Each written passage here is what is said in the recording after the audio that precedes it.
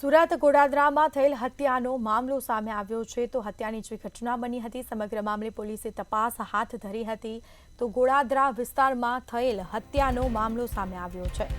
પોલીસે 4 બાળ કિશોર સહિત 3 આરોપીઓને ઝડપ્યા છે। આરોપી આદિત્ય રાજપૂત અને રાજા મહંતોને ઝડપ્યો છે। બનાવમાં આરોપી અને મૃતક વચ્ચે ઝઘડો થયો હતો। પાનના ગલ્લા ઉપર ઊભા રહેવા બાબતે ઝઘડો થયો અને અદાવત રાખીને આરોપીએ મૃતકની હત્યા કરી। અન્ય એક આરોપી ઝઘડા દરમિયાન ઇજાગ્રસ્ત થયો હતો। આરોપીનું સારવાર દરમિયાન મોત થયાનું પણ સામે આવ્યું છે। પોલીસે બંને આરોપીને ઝડપી કાયદેસરની કાર્યવાહી કરી છે। પોલીસે 4 બાળ કિશોર સહિત 3 આરોપીઓને ઝડપી લીધા છે। આરોપી આદિત્ય રાજપૂત અને રાજા મહંતોને ઝડપ્યો, કાયદેસરની કાર્યવાહી કરી છે। બનાવમાં આરોપી અને મૃતક વચ્ચે ઝઘડો થયો હતો અને તે અદાવત રાખીને આરોપીઓએ મૃતકની હત્યા કરી છે। સમગ્ર મામલે પોલીસે તપાસ કરતા 2 આરોપીઓ ઝડપાયા છે। કાયદેસરની કાર્યવાહી કરવામાં આવશે। જેમાં ગોડાદરા વિસ્તારમાં થયેલ હત્યાનો આ મામલો સામે આવ્યો છે। પોલીસે 4 બાળ કિશોર સહિત 3 આરોપીને ઝડપ્યા છે।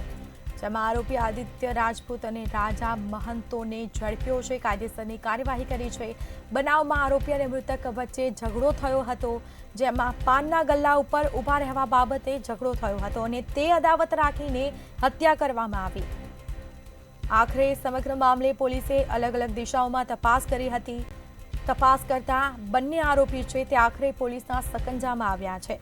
અન્ય એક આરોપી ઝઘડા દરમિયાન ઇજાગ્રસ્ત થયો હતો। આરોપીનું સારવાર દરમિયાન મોત થયાનું પણ સામે આવ્યું છે। તો પોલીસે બંને આરોપીને ઝડપીને વધુ કાર્યવાહી હાથ ધરી છે। તેઓની પૂછપરછ કરવામાં આવશે। પૂછપરછમાં મોટો ખુલાસો થાય તેવી શક્યતાઓ પણ વ્યક્ત કરાઈ છે।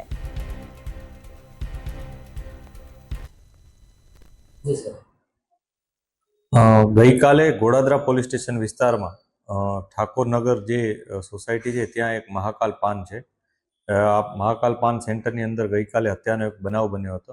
આ બનાવમાં હકીકત એવું હતું કે મયુર પાટીલ નામનો એક છોકરો ત્યાં હતો, ગલ્લામાં હાજર હતો પાનના ગલ્લે, અને એ દરમિયાન કેટલાક છોકરાઓ આવી અને એના સાથે ઝઘડો કર્યો હતો અને એને ચપ્પુ જેવા તીક્ષ્ણ હથિયારથી એના ઉપર વાર કર્યો અને એની હત્યા નિપજાવી હતી। આ બનાવમાં પોલીસે તત્કાલ કાર્યવાહી કરી અને જે એફઆઈઆર લોન્ચ કરી અને આગળ અમે જે આરોપીઓ છે એને પકડવાની શરૂઆત કરી હતી। એમાં પ્રાઇમરી ધોરણે અમને જે વિગતો મળી હતી એમાં એક વ્યક્તિ નીતિશ મહંતો ઉર્ફે નીતિશ ચોટલી કરીને છે એ, અને આદિત્યસિંહ સંતોષસિંહ રાજપૂત, પછી એકનું નામ છે રાજા રામ પ્રવેશ મહંતો। આ 3 વ્યક્તિઓના નામ આવ્યા હતા અને અન્ય 4 જે કાયદાના સંઘર્ષમાં આવેલ બાળ કિશોરો છે, આ બધા ઘટનામાં સામેલ હોવાની માહિતી પોલીસને મળી હતી। પોલીસે આ તમામ બાબતે તપાસ કરી, વેરીફાઈ કર્યું અને જે આમાંથી એક જે નીતિશ ચોટલી છે એને પણ કેટલીક ઈજાઓ થઈ હતી, તો એ હોસ્પિટલાઇઝ હતો। આજે નીતિશ છે એ પોતે પણ મરણ ગયેલો હોવાની માહિતી પોલીસને મળી છે। આ બાબતે પણ અત્યારે તપાસ ચાલુ છે। જે અન્ય આરોપીઓ છે એમાંથી 2 વ્યક્તિઓ આદિત્ય સંતોષસિંહ રાજપૂત અને અન્ય એક રાજા રામ પ્રવેશ મહંતો, આ બંનેની પોલીસે ધરપકડ કરી છે।